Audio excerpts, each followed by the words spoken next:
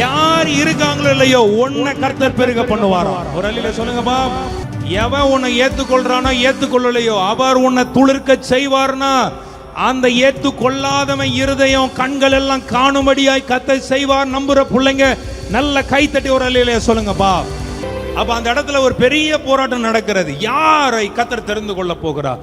யார் அடையாளமாய் மாற போகிறார்?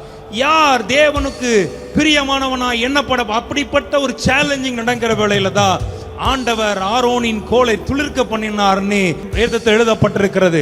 அப்ப இந்த வார்த்தை ஆண்டு சொன்னார், என் ஜனங்கள் வாழ்க்கையில ஒரு தனித்துவத்தை இனி என் ஜனங்களுக்கு நான் கட்டிட போகிறேன். விசுவாசிக்கிற பிள்ளைங்க ஒரு ஆமென் சொல்லுங்க பாப்போமே.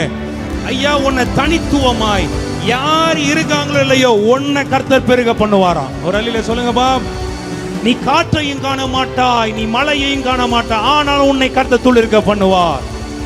ஆமா, இன்னைக்கு என்ற அளவுல தான் நீ இருக்கிறாய், ஆனால் அவர் துளிர்க்க பண்ணிட்டார்னா எண்ணவே முடியாத அளவில் கர்த்தர் உன் வாழ்க்கையில நன்மைகளை கட்டளிடுவார்னு விசுவாசிக்கிற பிள்ளைங்க நல்ல கைகளை அசைத்து தட்டி வாங்கிக்கோங்க பாப்.